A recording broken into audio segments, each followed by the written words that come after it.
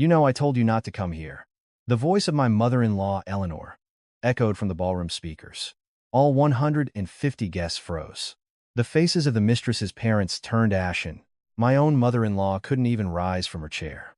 My name is Amelia, and 12 years ago, I invested my entire $401 and $300,000 for my family's support to help my husband, Mark, open his orthopedic clinic.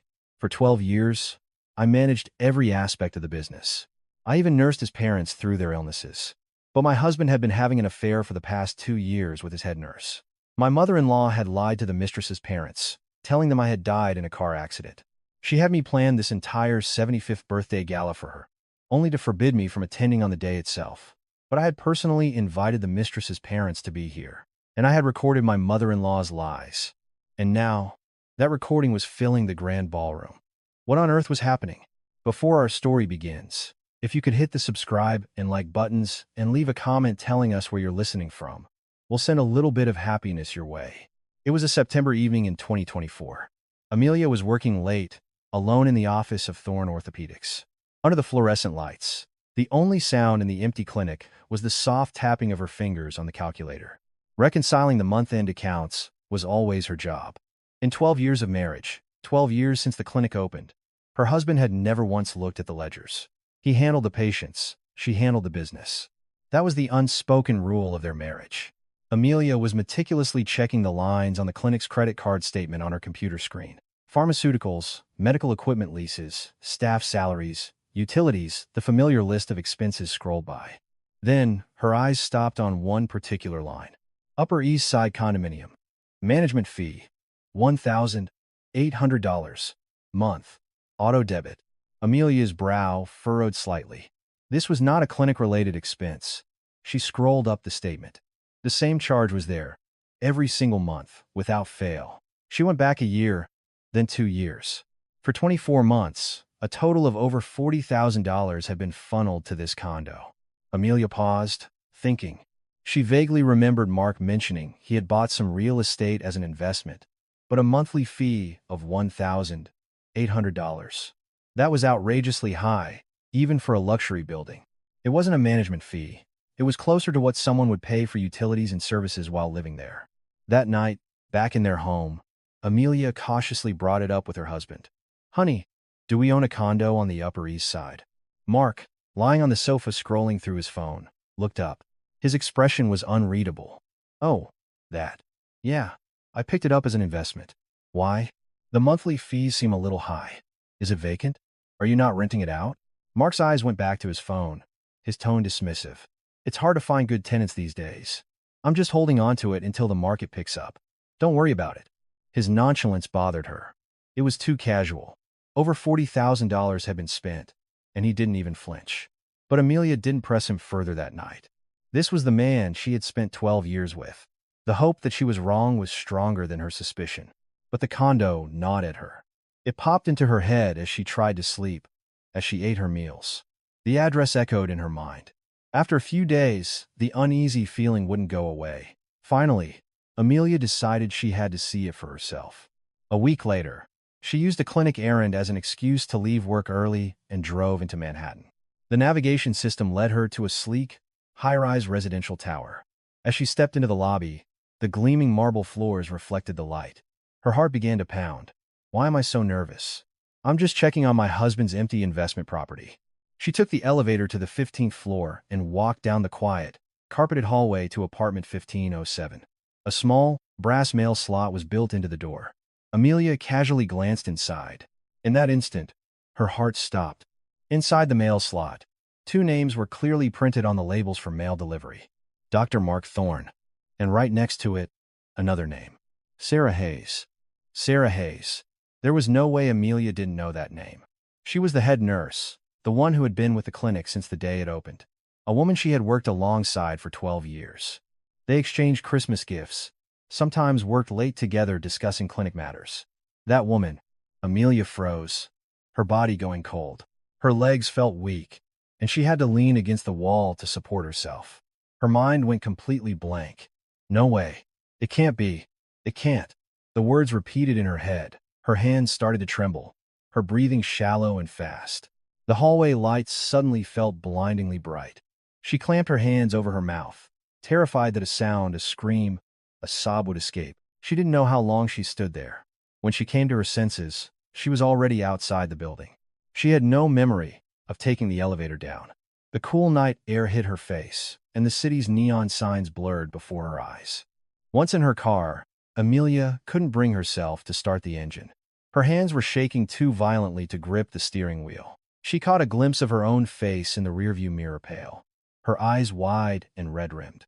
Slowly, she began to replay the last 2 years. The increase in Mark's late nights at the hospital, the frequent medical conferences out of town, the weekend emergencies that always seemed to come up.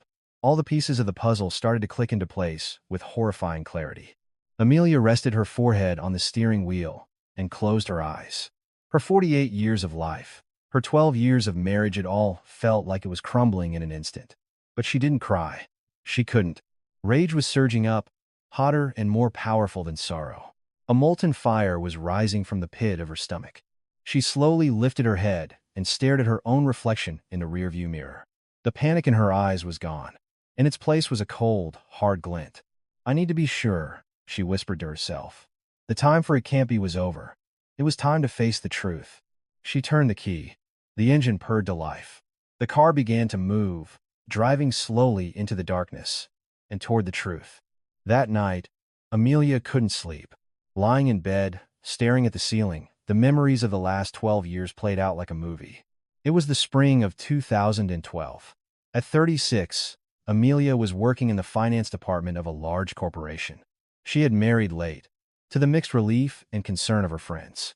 But Amelia was happy. Mark, an orthopedic surgeon, seemed dependable and solid. Most importantly, his proposal to open a clinic together had made her heart race.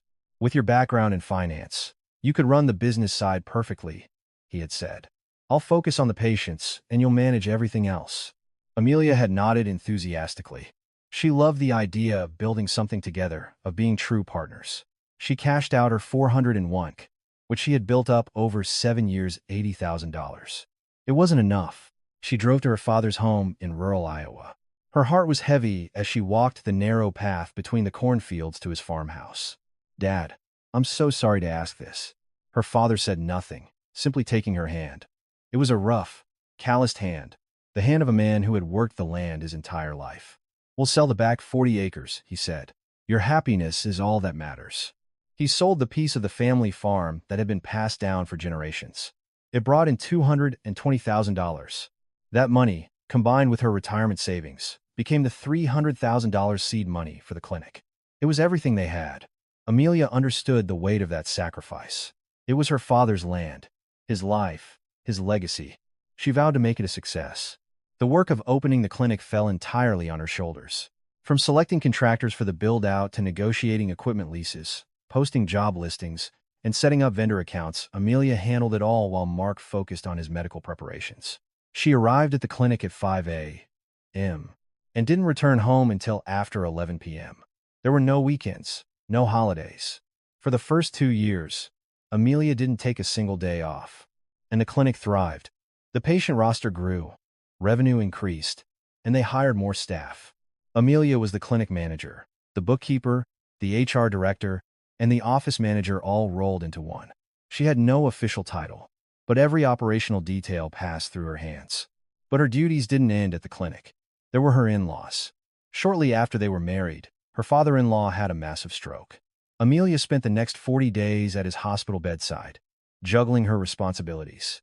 She worked at the clinic during the day and rushed to the hospital in the evening, catching a few hours of sleep in a chair before starting all over again. During those 40 days, how many times did her husband, Mark, visit his own father? She could count them on one hand. 5. A mere 5 times. "I can't leave the clinic, Amy," he'd said. "The patients need me." Amelia didn't argue. He wasn't wrong. Someone had to keep the clinic running, and someone had to care for his father. It just stung that someone was always her. 2 years after her father-in-law recovered, it was her mother-in-law, Eleanor. She had a full knee replacement. The surgery was a success, but the rehabilitation was arduous. For 6 months, Amelia went to Eleanor's house every single day to help with physical therapy, cook her meals, and manage her medication. A good daughter-in-law does these things, Eleanor would say. You know how busy my son is. Amelia would simply bow her head. Yes, I know. A son is busy. A daughter-in-law is obligated. She tried to believe it. And the holidays? For Thanksgiving and Christmas, Amelia would start shopping and cooking a week in advance. She roasted the turkey, made a dozen side dishes, and baked every pie from scratch. Her sisters-in-law would arrive on the day of empty-handed and leave with armfuls of leftovers. Eleanor saw this as perfectly normal. They're married into other families now. This is your duty as the wife of the house. For 12 years, Amelia had smiled and endured.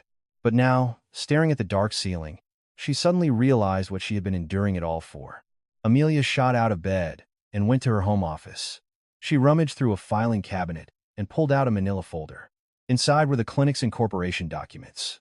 With trembling hands, she unfolded the paper. Sole proprietor, Dr. Mark Thorne. Ownership, 100%. Her name, Amelia Thorne, was nowhere to be found. Not even 1%. After investing $300,000 and dedicating 12 years of her life, she had zero legal stake in the clinic. She stood there, staring blankly at the document. Her fingertips felt icy cold. A hollow ache spread through her chest. What was I? A small, pained whisper escaped her lips. For 12 years, she had accepted everything as her duty. But now, it all looked different. The $300,000 from her father's land. The thousands of days she spent building the clinic from dawn till dusk. The sleepless nights caring for his parents. The hundreds of hours spent in the kitchen during holidays. The reward for all of it was this: her husband's name next to another woman's on a mailbox, and a legal document where her own name was completely absent. Amelia set the paper down. No tears came. Instead, a hot rage began to boil inside her. It wasn't sadness. It was the crushing weight of injustice. And that injustice was slowly hardening into pure fury. Outside, the first light of dawn was breaking. Amelia stood by the window, watching the sky lighten. She remembered that spring day 12 years ago, her heart full of hope as she unlocked the clinic doors for the first time. What would she say to that version of herself? She shook her head. She couldn't change the past, but the future would be different. She would no longer be a victim. She would get back what was hers. Every single ounce of the 12 years she had given. Amelia spent days in turmoil, wrestling with her discovery alone. She could confront Mark immediately, but first, there was something she needed to know. Her mother-in-law's reaction. A tiny, desperate part of her hope that Eleanor, the woman she had served for 12 years, would be on her side. One afternoon in October 2024, Amelia went to her in-laws' house. Eleanor was sitting on the living room sofa, watching television. At 74, she still had a ramrod-straight posture, a testament to her meticulous self-care. Eleanor, I need to talk to you about something. Amelia's voice trembled. Eleanor didn't take her eyes off the screen. What is it? More clinic business? No, it's about Mark. Only then did Eleanor turn her head. Amelia, with a shaking hand, held out her phone. It displayed the photo of the condo mailbox. Dr. Mark Thorne. Sarah Hayes, what is this? Eleanor put on her reading glasses and peered at the photo. A heavy silence fell. Amelia held her breath, waiting for Eleanor's response. She watched her mother-in-law's face, her heart pounding against her ribs. Sarah Hayes, the nurse from the clinic, Eleanor said, her voice completely flat. There was no surprise, no shock. Amelia's heart sank. Did you know about this?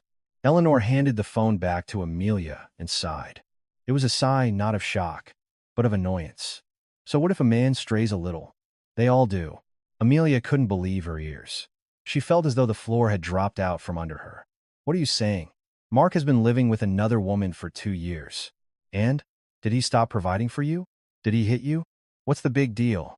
Eleanor's eyes were cold. There was no sympathy, no apology, no anger on Amelia's behalf. There was only irritation, as if Amelia was bothering her with a trivial problem. Men are like that, she continued. They might have some fun on the side, but they always protect their home. You should just focus on running the clinic. That's your job. Amelia bit her lip, the world turning dark around her. 12 years of service. 6 months of nursing. Eleanor after her knee surgery. Every holiday spent slaving in the kitchen. And this was the response she got. Amelia couldn't stay a moment longer. She left without a proper goodbye. It was only when she was back in her car that the tears finally came, tears of rage and betrayal. That evening, she sat down with Mark. With the living room table between them, Amelia cut straight to the point. "Mark, how long has it been with Sarah Hayes?" Mark's face tightened, but he didn't deny it. He knew he couldn't. "Who told you? Your mother?" "I saw it with my own eyes. The mailbox at the condo with both of your names on it."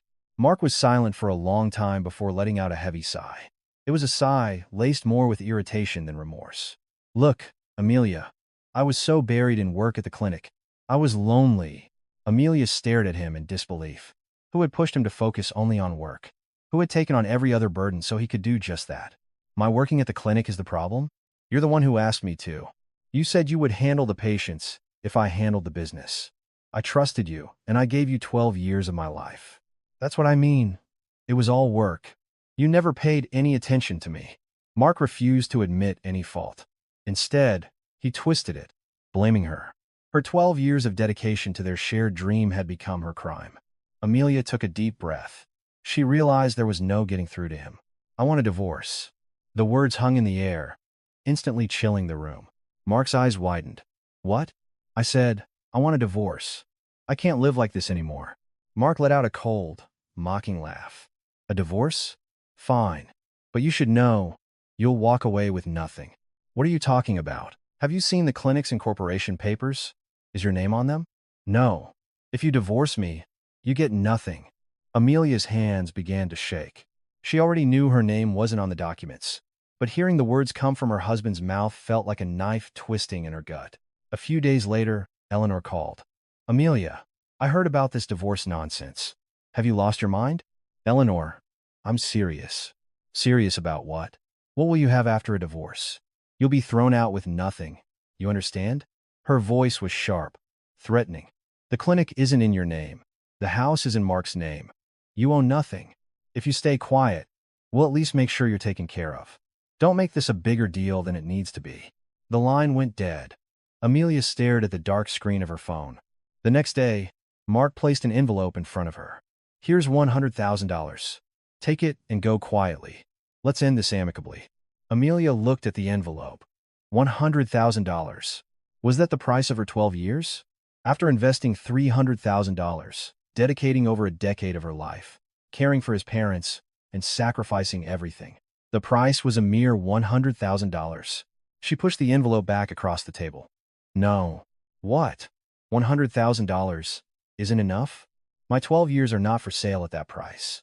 Mark's face contorted in anger, but Amelia didn't back down. A new, unshakable resolve was hardening in her eyes. That night, Amelia stood by the window, realizing she was completely alone. The people she had once considered family had all become her enemies. But she didn't feel broken. She felt galvanized. The sorrow had passed. All that remained was anger and determination. "I will not go down without a fight," she vowed under her breath, clenching her fists. She would fight, and she would win back everything she was owed, no matter what it took. In late October, Eleanor called again. It was the first time they had spoken since the divorce talk began. Amelia tensed, bracing for what was to come. "Amelia, you know my 75th birthday gala is on November 15th, right?" The gala.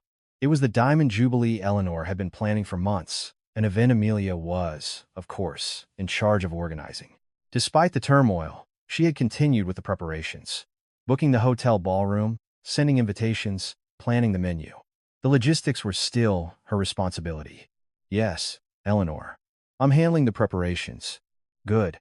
And Mark had an idea. "We're going to use the occasion to announce the opening of the clinic's second location." Amelia frowned. A second location? She knew it was a long-term goal, but she had no idea it was happening so soon. And on the same day as the gala? "Eleanor, that's very sudden. There's a lot to prepare. That's why you need to work harder. Important people from the medical community will be there. This needs to be a grand event. It has to be perfect." Eleanor's tone was final. There was no room for discussion. "And one more thing," Eleanor said, her voice dropping slightly. "You don't need to come that day." Amelia felt her blood run cold. "I'm sorry. What did you say?" "Just handle the preparations. But don't attend the party. Your presence will make things awkward, with the situation being what it is." Amelia was speechless. After 12 years of service, After planning this entire extravagant event herself, she was being told not to show up. Was this woman even human? Eleanor, it doesn't make any sense for me to plan everything and then not be there. I decide what makes sense. Just do as you're told. The line went dead. Amelia stood there, phone in hand, stunned. A wave of fury washed over her, but beneath it was a flicker of suspicion. This felt like more than just avoiding awkwardness. It was too absolute. They were hiding something. A few days later, Amelia went to her in-laws' house to review the hotel catering proposal and event timeline with Eleanor. When she arrived, only her father-in-law was home. "Dad, when will Eleanor be back?" "Oh, she'll be back soon. Just have a seat." Amelia sat on the living room sofa to wait. Her eyes fell on Eleanor's phone, left behind on the coffee table. A notification lit up the screen. It was a text message. Amelia tried to look away, knowing it was wrong to pry. But a few words in the preview caught her eye. Future in-law. Her heart lurched. In-law? What in-law? Almost against her will, her hand reached out and picked up the phone.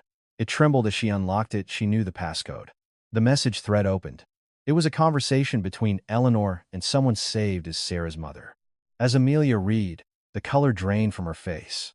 It was a message from Eleanor. "Our Mark lost his wife in a car accident 10 years ago. They had no children. He threw himself into his work after that, and it's been so wonderful to see him smile again now that he's met your Sarah."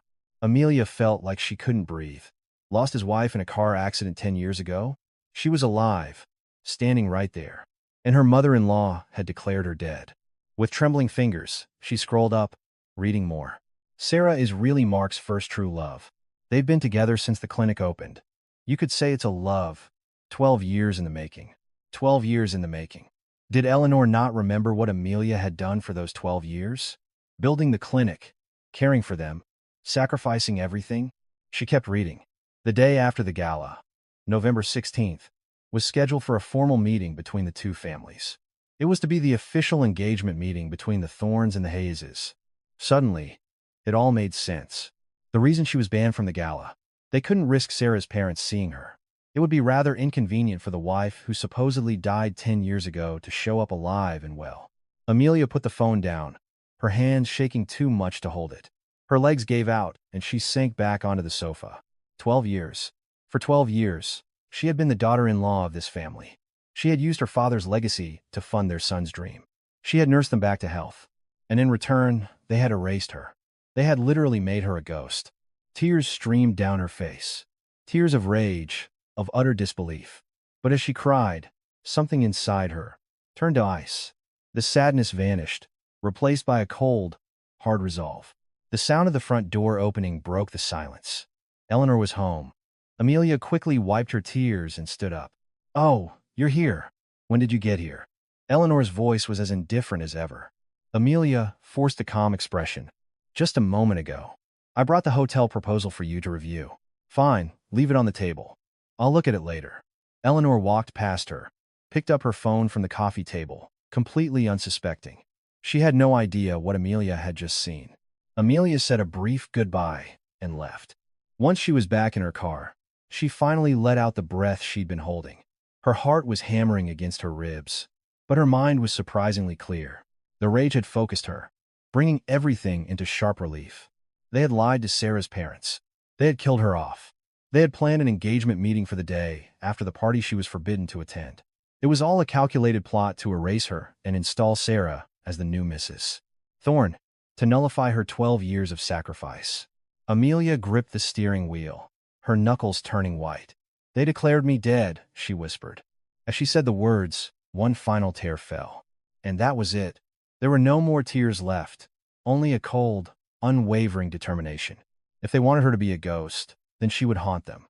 She would appear on the very stage they had set, and she would expose their lies to the entire world.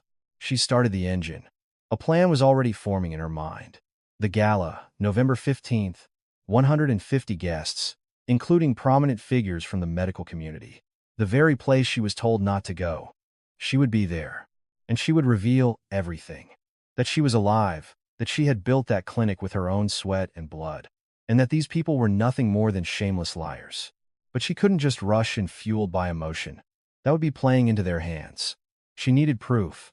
Hard, undeniable proof. Amelia took out her phone and scrolled through her contacts. One name stood out, her older sister, Jessica. Jess had been running her own law firm for 20 years. She had handled countless divorces and asset divisions. Amelia dialed the number. Hey, Amy, what's up? Amelia took a deep breath. Jess, I need your help. We need to talk. There was a brief pause on the other end. Okay, Jessica said, her voice turning serious. Come to my office. Where are you now? Amelia looked out the window. The sun was setting, the sky ablaze with red before succumbing to darkness. But in her heart, a different kind of fire was just being lit. The fire of revenge. I'm on my way. She turned the car around. She wasn't alone anymore. The fight was about to begin. Jessica's law firm was on the 7th floor of an office building in downtown Manhattan. As Amelia walked down the hall, she took a deep breath. She was about to unload 12 years of silent suffering. The moment she opened the door, her sister, Jessica, stood up. At 52, 4 years older than Amelia, she had the sharp eyes and no-nonsense demeanor of a seasoned attorney. Amy, your face. What happened? Amelia didn't answer. She just sank onto the sofa in Jessica's office and let it all pour out. The story came out in a torrent. The condo mailbox, Eleanor's cold dismissal, Mark's shameless blame shifting, the insulting offer of $100,000. And finally, the shocking text messages on Eleanor's phone, the lie that had declared her dead 10 years ago. Jessica listened without a word, her expression unchanging. But Amelia could see the look in her sister's eyes growing colder and harder with every detail. When Amelia finished, a heavy silence filled the room. So, Jessica said slowly, what do you want to do? I want revenge. I want to expose them all at that gala. Jessica nodded, then held up a hand. I understand the impulse, Amy, but you can't fight with just emotion. What do you mean, Jess? Think about it. If you storm into that party and start screaming, what happens? Eleanor will say you've gone crazy. Mark will tell everyone he's divorcing his unstable wife. You'll be the one who looks unhinged. Amelia bit her lip. Her sister was right. An emotional outburst would only hurt her case. Then what do I do? Jessica looked her straight in the eye. You fight with evidence. Cold, hard, undeniable evidence.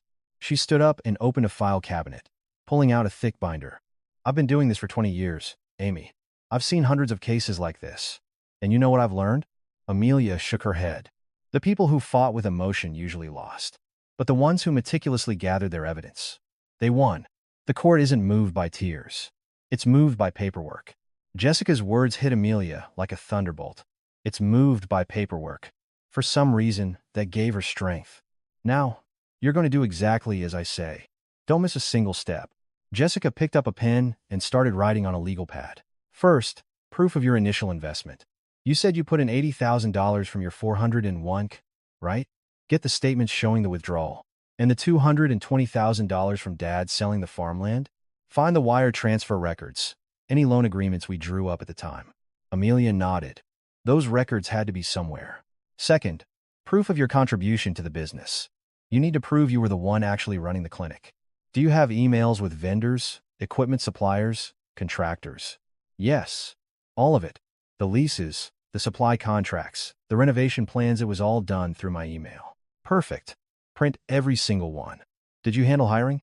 Yes. I wrote the job posts, conducted the interviews, everything. That's evidence too. Gather all the HR documents, interview notes, copies of employment contracts, anything with your name on it. Jessica's list grew longer. Third, evidence of the affair. Can you get a copy of the condo lease? I can probably pull the property records online. Do it. It will be in his name. And go through the credit card statements again. Look for more than just the management fee. Hotels, restaurants, expensive gifts. Amelia's mind raced. She had done all the bookkeeping. She could access all of it. And the text messages on Eleanor's phone. You couldn't get a screenshot, right? No. I was in a hurry. It's okay. We can prove that another way. This next part, Jessica said, putting down her pen, is the most important. A recording. A recording? Call Eleanor. Ask her directly, as if you don't know, what she told Sarah's parents. And record the entire conversation. Amelia's eyes widened. Is that legal? Can I use that as evidence? In New York, it is. It's a one-party consent state. As long as you are part of the conversation, You can legally record it. Make her say it in her own words. That will be your smoking gun. Amelia slowly nodded. The plan was solidifying, and you need to hire a divorce attorney, someone who specializes in high-asset division. I know just the person. She's the best. Jessica pulled out her phone. Amelia looked at her sister, a wave of gratitude washing over her. Jess, thank you. For what? You're my sister. Jessica took Amelia's hand. It was warm and firm. Amy, I know how much you've sacrificed for the last 12 years. I remember all those holidays you spent slaving away for them. I remember you calling me in tears in the middle of the night when you were caring for their father. It broke my heart. Tears welled in Amelia's eyes. But you never complained. You just endured it all. Well, the enduring is over. It's time to get what you're owed. Amelia nodded, a tear tracing a path down her cheek. But this time, it wasn't a tear of sorrow.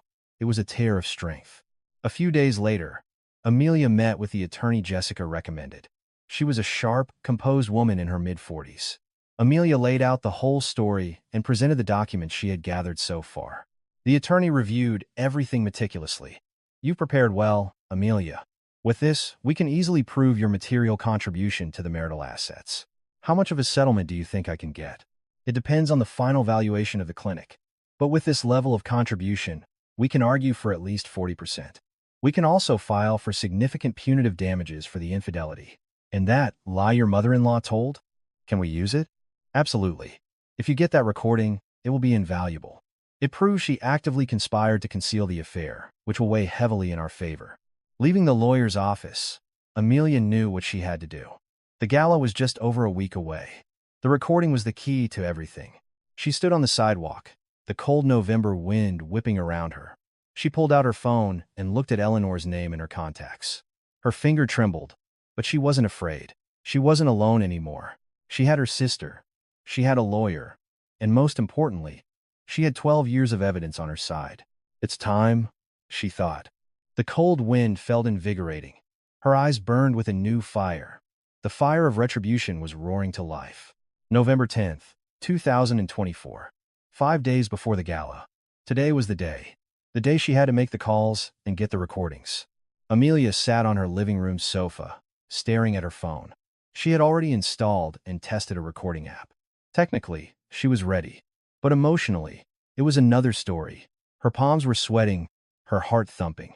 Before dialing, she rehearsed the conversation in her head. How should she start? What questions should she ask? Jessica's advice echoed in her mind. Don't interrogate her. Act like you're just curious, making small talk. That way, she won't be on guard. Amelia opened the app. The red record button glowed on the screen. Her finger trembled as she pressed it and dialed Eleanor's number. It rang once, twice, 3 times. On the 4th ring, Eleanor picked up. Hello? It was her mother-in-law's voice, tinged with its usual irritation. Eleanor, it's Amelia. Amelia forced her voice to sound calm and steady. I know. What do you want? I'm calling about the gala preparations. I'm finalizing the guest list and seating chart. The excuse sounded plausible. She could feel Eleanor's defensiveness lower slightly. All right, what about it? I see Sarah's parents are attending. I was just wondering, what did you tell them about our family? Just so I know what to say if I happen to run into them. Her heart was pounding. This was the critical question. Everything depended on Eleanor's answer. A brief silence followed. Was she suspicious? Why would you be talking to them? I told you not to come. Oh, yes, I know. But you never know. I might cross paths with them in the future. I just want to make sure we're all on the same page. Amelia used her most dutiful, submissive daughter-in-law voice, the one she had perfected over 12 years. A small chuckle came from the other end of the line. Then, without a hint of shame, Eleanor answered. I told them Mark's first wife died in a car crash 10 years ago. Amelia's hand flew to her mouth, but she forced herself to keep her composure. Oh, I see. And what about children? I said they didn't have any. That Mark has been lonely all this time. Amelia closed her eyes, a sharp pain piercing her chest. She had been erased, but she had one more question. And did you mention that Sarah was Mark's first love? Yes. I told them Sarah was like his first true love, that they've been together since the clinic opened. A love 12 years in the making. Amelia bit her lip to keep from screaming. 12 years in the making. The woman knew full well what Amelia had done during those 12 years, yet she could spin this fantasy so effortlessly. Okay, Eleanor. I understand now. Thanks for clarifying. Good. Make sure the event is flawless. The call ended. Amelia stared at her phone. The recording still running. She shakily pressed the stop button. Recording successful.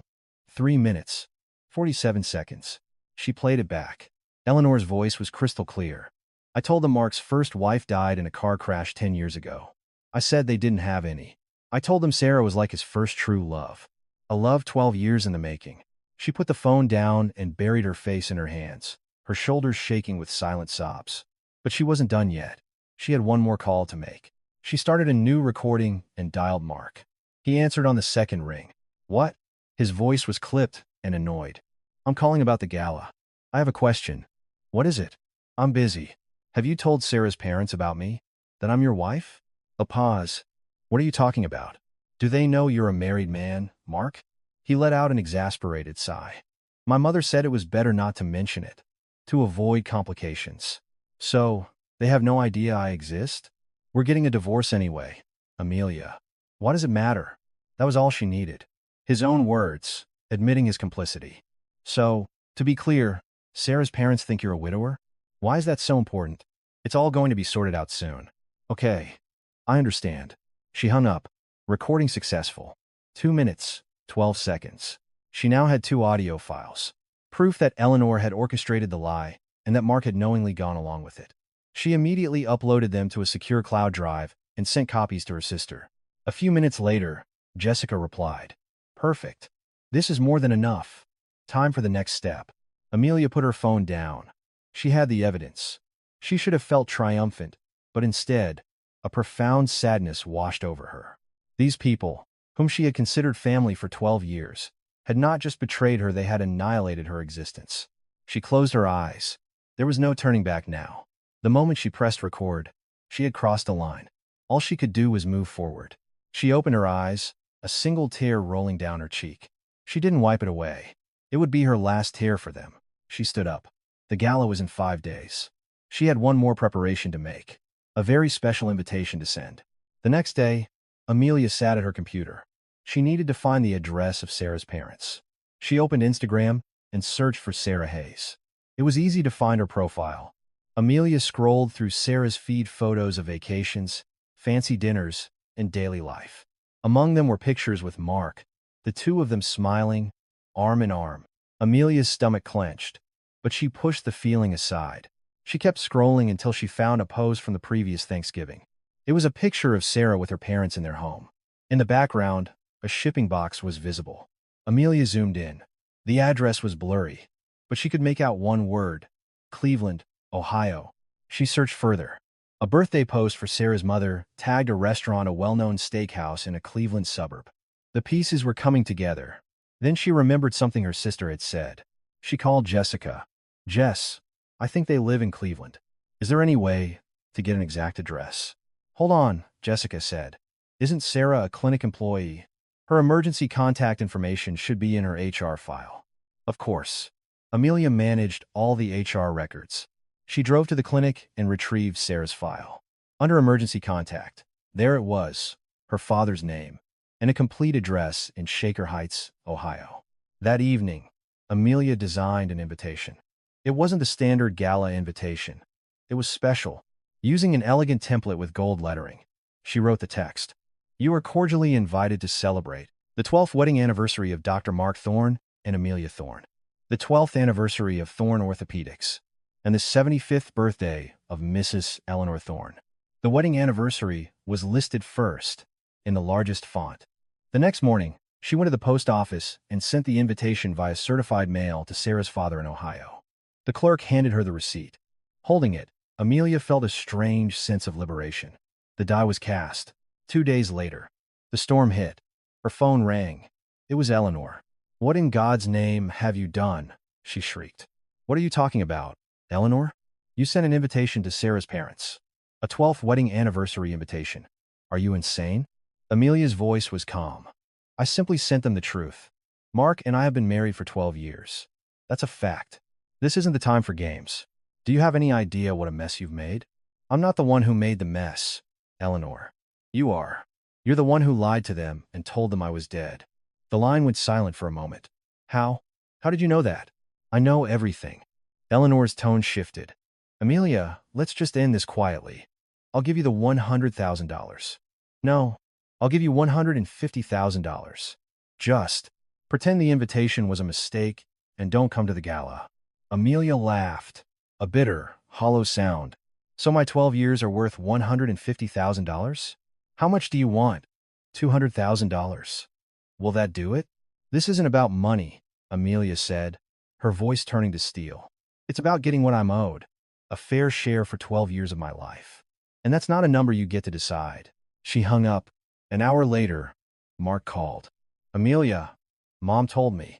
Did you really send that invitation? Are you crazy? I just told them the truth. He sighed, his voice softening into a manipulative purr. Amy, please, let's not do this. I know I messed up. I'm sorry. But does it have to be this public? Amelia scoffed.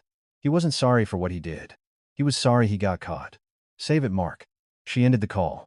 3 days later, an unfamiliar number from a Cleveland area code appeared on her phone. Her heart skipped a beat. She answered.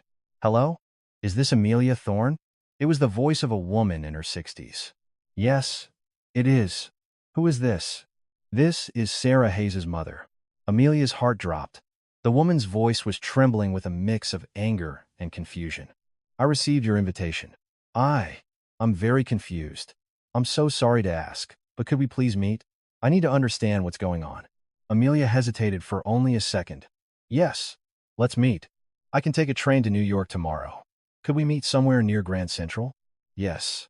Text me when you know your arrival time. The call ended. The gala was in 2 days. Things were moving faster than she could have imagined. But she was ready. The final pieces were falling into place. November 14th, the day before the gala, Amelia arrived early at the cafe near Grand Central Station. In her hand, she carried a large envelope. At 11 a.m. sharp, a woman in her early 60s walked in, looking lost and weary. Amelia stood and waved.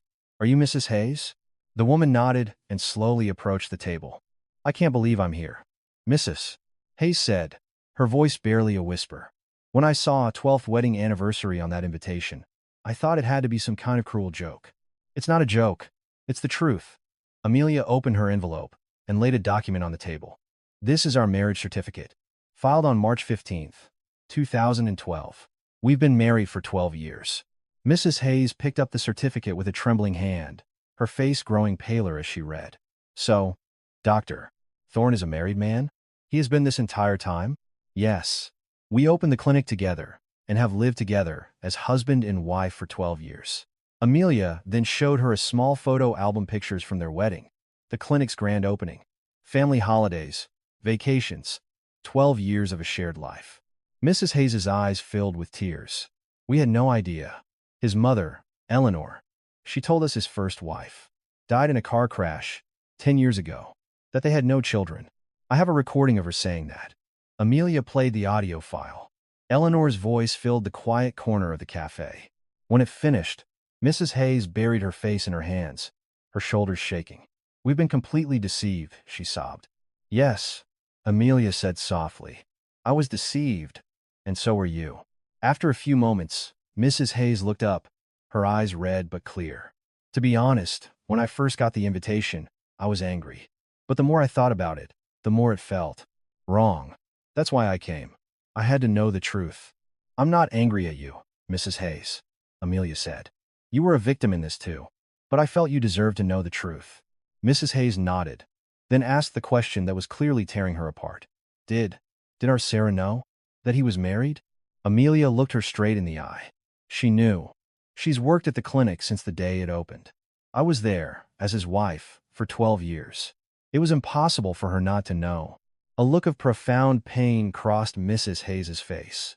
So, my daughter, she knowingly. Yes. Mrs. Hayes wept silently for a while. When she finally spoke, her voice was filled with a mix of shame and resolve. What my daughter did is unforgivable. As her mother, I am deeply, deeply ashamed. But I want to make one thing clear. I did not know. I was lied to. She looked at Amelia, her eyes pleading. I need people to know I was a victim of their lies. It's the only way I can hold my head up. Amelia understood. It was her last shred of dignity. In that case, Amelia said, an idea forming. Would you and your husband like to come to the gala with me tomorrow? Mrs. Hayes's eyes widened. To the gala? Yes. I'll be there. I'm going to expose everything. And it would be more powerful if you were there to confront them yourself. Mrs. Hayes considered this for a long moment. Then she gave a firm nod. Yes, we'll be there. She took a deep breath. And, Miss Thorne, when you take them to court, I will be your witness.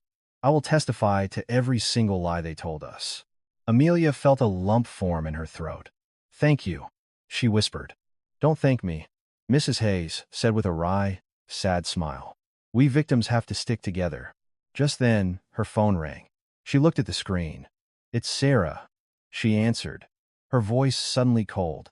What is it? Mom, where are you? Dad said you went to New York. What's going on? I'm meeting with Amelia Thorne. A stunned silence on the other end. What? Mom, why would you meet with her? Because I needed to know the truth, Sarah. The truth about your Dr. Thorne being a married man. Mom, it's not. I don't want to hear it. We'll talk when I get home. She hung up, her hands shaking. She looked at Amelia, her expression now one of hard determination. I'll see you tomorrow at the gala, she said. Let's end this together. November 15th. The day had finally arrived. Amelia was awake before dawn. She dressed carefully in a sharp, black power suit. At 9 a.m., she arrived at the hotel. The gala was set to begin at noon, but she had work to do. First, the banner. She had shown Eleanor a proof that simply read, Happy 75th birthday. But the banner she had actually ordered was the one from her special invitation, with her and Mark's 12th anniversary listed at the top. It was already hanging majestically behind the stage. Next, she placed sealed envelopes at the head table and at the table reserved for Sarah's parents. Inside each was a copy of her marriage certificate, photos, and other key evidence. Her preparations were complete. At noon, guests began to arrive. At 12:30, Eleanor made her grand entrance in a lavish gown. She walked into the ballroom, then stopped dead, her eyes fixed on the banner. Her face went pale, but surrounded by guests, she forced a smile and proceeded to her seat. Mark followed, his face ashen as he frantically scanned the room for Amelia. At 12:40, Mr. and Mrs. Hayes arrived. They found their seats and opened the envelope. As he read, Mr. Hayes's face turned a deep, furious red. At 1 p.m., the MC took the stage. Ladies and gentlemen, welcome to this joyous celebration. He began his introductions. And now, a few words from the family. On that cue, Amelia emerged from a side room and walked purposefully toward the stage. A hush fell over the room. 150 pairs of eyes turned to her. She took the microphone. Good evening, she said, her voice clear and strong. For those who don't know me, I'm Amelia Thorne, Dr. Mark Thorne's wife of 12 years. A wave of murmurs swept through the ballroom. Amelia held up her phone and connected it to the sound system. Eleanor's voice filled the room. I told them Mark's first wife died in a car crash 10 years ago. A love 12 years in the making. The room erupted in shocked whispers. Before anyone could react, Mr. Hayes shot up from his seat. He stormed over to Mark and grabbed him by the collar. You're not a man. You're a monster, he roared. Lying to us, seducing my daughter while you had a wife at home. Across the room, Mrs. Hayes confronted a stunned Eleanor. How could you do this? She cried. How could you declare a living person dead? Eleanor crumpled into her chair, covering her face. The gala had descended into chaos. Amelia walked off the stage toward Mark, who stood frozen in humiliation. She picked up a glass of champagne and with slow, deliberate motion, poured the entire glass over his head. This is your severance pay for 12 years, she said coldly. From her bag, she pulled out another envelope and shoved it into his chest. It contained divorce papers. I'll see you in court. With that, she turned and walked out of the ballroom. The crowd parted for her, like the Red Sea. As she stepped out into the cool night air, tears finally streamed down her face. They weren't tears of sadness. They were tears of release, of anger, of vindication, and above all, of freedom. It was over. 12 years of lies were over. And a new beginning was just starting. Epilogue.